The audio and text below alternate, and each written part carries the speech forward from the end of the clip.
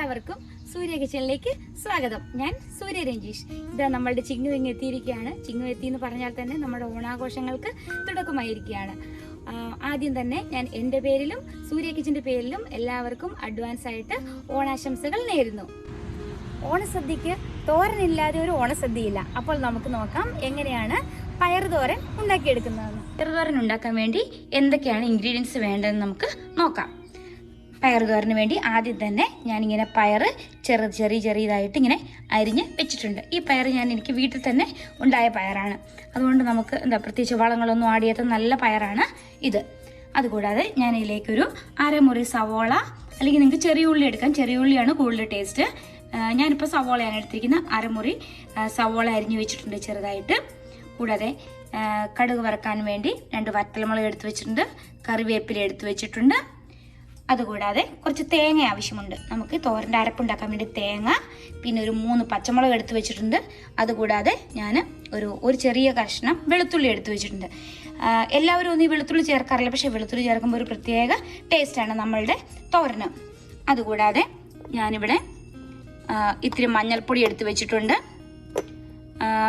ജീരകം എടുത്ത് വെച്ചിട്ടുണ്ട്, നമുക്ക് കടുക് വറക്കാൻ വേണ്ടി കുറച്ച് കടുക് എടുത്ത് വെച്ചിട്ടുണ്ട്, പിന്നെ നമുക്ക് ഓയിൽ. ഇത്രയാണ് നമുക്ക് മെയിനായിട്ടും ഈ പയറുതോരന് വേണ്ടിയുള്ള ഇൻഗ്രീഡിയൻസ്. ആദ്യം തന്നെ നമുക്ക് പയറുതോരൻ ഉണ്ടാക്കാൻ വേണ്ടി ഒരു അരപ്പുണ്ടാക്കണം. ആ അരപ്പുണ്ടാക്കാൻ വേണ്ടി ഞാൻ ഇതിലേക്കൊരു 3 പച്ചമുളക്, ഒരു ചെറിയ കഷ്ണം വെളുത്തുള്ളി, കുറച്ച് തേങ്ങ, നിങ്ങൾക്ക് എന്തോരം പയറെടുക്കുന്നോ അതിനനുസരിച്ചുള്ള തേങ്ങ എടുക്കുക നിങ്ങൾ.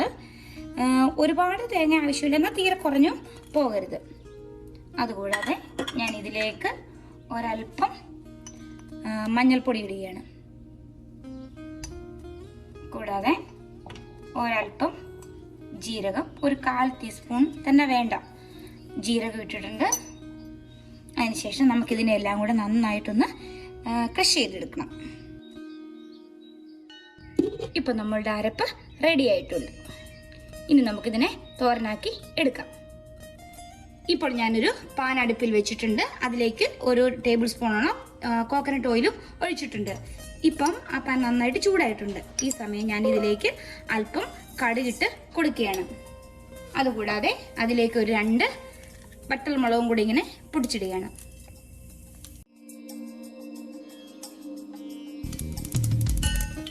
കടി പൊട്ടി വരുമ്പോൾ അതിലേക്ക് ഞാൻ കറിവേപ്പിലയും കൂടി ചേർത്ത് കൊടുക്കുന്നു. അതിനുശേഷം ഞാൻ ഇതിലേക്ക് നമ്മൾ എടുത്തു വെച്ചിരിക്കുന്ന പയറിട്ട് കൊടുക്കുകയാണ്. പയറും അതുപോലെ തന്നെ സവോളയും കൂടെ അരിഞ്ഞും കൂടെ ഇട്ട് കൊടുക്കുകയാണ്. ഞാൻ ഇതിലേക്ക് ഒട്ടും വെള്ളമൊന്നും ആഡ് ചെയ്യുന്നില്ല. ഫ്ലെയിം കുറച്ച് വെച്ച് തന്നെ ചെയ്യുക, ഇല്ലെങ്കിൽ പെട്ടെന്ന് തന്നെ കരിഞ്ഞു പോകും. ലോ ഫ്ലെയിമിലിട്ട് നമ്മളിത് ചെയ്യേണ്ടത്. ശേഷം ഇതിനെ നന്നായിട്ടൊന്ന് ഇളക്കി കൊടുക്കുക.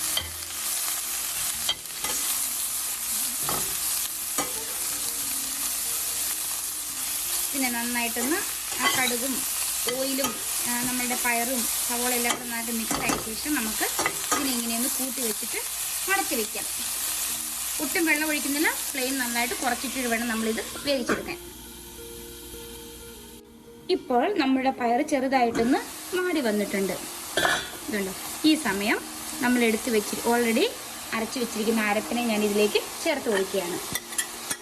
ഒട്ടും വെള്ളം ചേർക്കാതെയാണ് ഞാൻ ഈ അരപ്പുണ്ടാക്കിയെടുത്തത്. വെള്ളമൊക്കെ ഒഴിച്ച് കഴിയുമ്പോൾ ഈ പയറിൻ്റെ ടേസ്റ്റ് തന്നെ മാറിപ്പോകും. നമ്മുടെ പയർ തോരൻ്റെ ടെക്സ്ചറെ മാറിപ്പോകും. അതിൽ കൂടാതെ അതിലേക്ക് ഞാൻ ആവശ്യത്തിനുള്ള ഉപ്പും കൂടെ ഇട്ട് കൊടുക്കുകയാണ്. അതിനുശേഷം ഇതിനെ നന്നായിട്ട് ഒന്നും കൂടെ ഇളക്കി നമുക്ക് അടച്ചു വയ്ക്കാം. നന്നായിട്ട് ഇളക്കി യോജിപ്പിച്ചിട്ട് നമുക്ക് ഇതിനെ ഇങ്ങനെ കൂട്ടി വയ്ക്കുന്നതിൻ്റെ ഒരു ഗുണം, നമുക്ക് ആ ആവിയെല്ലാം വന്ന് പെട്ടെന്ന് തന്നെ വെന്ത് കിട്ടും. പിന്നെ പെട്ടെന്ന് കരിഞ്ഞു പോകാനുള്ള ചാൻസും കുറവുണ്ട്. നമ്മൾ ഫ്ലെയിം കുറച്ചാണ് വെച്ചിരിക്കുന്നത്, അതുകൊണ്ട് കരിഞ്ഞു പോകുമെന്ന് പേടിക്കേണ്ട വരും. എന്നിട്ട് ഇങ്ങനെ അടച്ച് പിന്നെ തട്ടിപ്പൊത്തി വയ്ക്കാമെന്ന് പറയും. നാട്ടിലൊക്കെ ആണെങ്കിൽ വാഴയില ഇട്ടൊക്കെ അടച്ച് വയ്ക്കാറുണ്ട്. അപ്പോൾ ഒരു പ്രത്യേക വാഴയിലയുടെ ഫ്ലേവറും കൂടെ കിട്ടും. ഇനി നമുക്കിതിനെ അടച്ച് വെച്ച് വേവിച്ചെടുക്കാം. ഇപ്പോൾ നമുക്കതൊന്ന് ഇടയ്ക്ക് തുറന്ന് ഇളക്കി കൊടുക്കാം. ഇതുണ്ട്, നല്ല ആവിയെല്ലാം വരുന്നുണ്ട് നന്നായിട്ട്. ഇത് ശരിക്കും വേഗമായിട്ടില്ല, ഞാൻ ഇടയ്ക്കൊന്ന് ഇളക്കി ഒന്ന് അടയ്ക്കാൻ വേണ്ടിയാണ് ഇപ്പോൾ തുറന്നത്. നമുക്കൊന്ന് ഇളക്കി നന്നായിട്ട് ഇളക്കിയ ശേഷം ഇങ്ങനെ കൂട്ടി വെച്ചിട്ട് പിന്നെയും നമുക്ക് ഒന്ന് അടച്ച് വെച്ച് ഇതിനെ നന്നായിട്ട് വേവിച്ചെടുക്കാം. ഇപ്പോൾ നമുക്ക് നമ്മുടെ പയർ തോരൻ തുറന്ന് നോക്കാം. നന്നായിട്ട് വെന്ത് പയർക്ക് നന്നായിട്ട് വെന്തിട്ട് നമുക്കൊന്ന് എടുത്ത് നോക്കാം വെന്തിട്ടുണ്ടോയെന്ന്. ഞാൻ കഴിച്ച് നോക്കട്ടെ ഉപ്പൊക്കെ ആവശ്യമുണ്ടോയെന്ന്. പയറൊക്കെ നന്നായിട്ട് വെന്തിട്ടുണ്ട്. എനിക്ക് ഉപ്പെല്ലാം ആവശ്യത്തിനാണുള്ളത്. എരിവും ഞങ്ങൾക്ക് ആവശ്യത്തിനുള്ള എരിവുമാണ് ഉള്ളത്. നല്ല ടേസ്റ്റ് ആയിട്ടുണ്ട് കേട്ടോ. ഇതുണ്ടോ നിങ്ങൾ നോക്കിയാൽ നമ്മുടെ പയറിൻ്റെ പച്ചപ്പ് ഒട്ടും പോയിട്ടില്ല. ഒരുപാട് നേരം എടുത്തില്ല. ഒട്ടും വെള്ളവും ഞാൻ ആഡ് ചെയ്തില്ല. നമ്മൾ ആ തീ കുറച്ചിട്ട് അടച്ച് വെച്ചപ്പോൾ അതിൽ നിന്ന് വരുന്ന ആവി കൊണ്ടാണ് ഇത് നന്നായിട്ട് വെന്തത്. ഇനി നമുക്ക് വേണമെങ്കിൽ ഒരു 30 സെക്കൻഡ് വേണമെങ്കിൽ ഇങ്ങനെയൊന്ന് നിരത്തിയിട്ട് ഇത്തിരിയുടെ ഫ്ലെയിം ഇട്ട് കൊടുക്കാം. എന്ന് വെച്ചാൽ ആ വെള്ളമായി എന്തെങ്കിലും ഉണ്ടെങ്കിൽ ഒന്ന് വറ്റിപ്പോകാൻ വേണ്ടി. ഈ സമയം ഞാൻ ഇതിലേക്ക് ഒരു അല്പം കൂടെ കറിവേപ്പില, ഏറ്റവും ലാസ്റ്റ് ഇച്ചിരി കറിവേപ്പില ആഡ് ചെയ്യുമ്പോൾ ഒരു പ്രത്യേക ടേസ്റ്റാണ്. അതും കൂടെ ആഡ് ചെയ്തു. എന്നിട്ട് ഒരു 30 സെക്കൻഡ് ഇങ്ങനെ തുറന്ന് കിടക്കട്ടെ. നമുക്കൊന്ന് ഇളക്കി കൊടുക്കാം. അതിനുശേഷം ഞാനിത് ഓഫ് ചെയ്യണം. ഇപ്പം നമ്മളുടെ പയർ തോരൻ ഇവിടെ റെഡി ആയിട്ടുണ്ട്. ഇത് കണ്ടോ, ഇത് നമ്മളുടെ സദ്യക്കൊക്കെ പറ്റിയ ഒരു ഇതാണ്. സദ്യയുടെ സൈഡ് ഡിഷ് തോരനായിട്ട് നമുക്ക് പയർ തോരൻ പണ്ട് കാലങ്ങൾ തൊട്ടുള്ളതാണ് പയർ തോരൻ. ഓണസദ്യക്ക് എല്ലാവർക്കും യൂസ് ചെയ്യാൻ പറ്റുന്ന ഒന്നാണ്. എല്ലാവരും ഒന്ന് ഉണ്ടാക്കി നോക്കണം കേട്ടോ.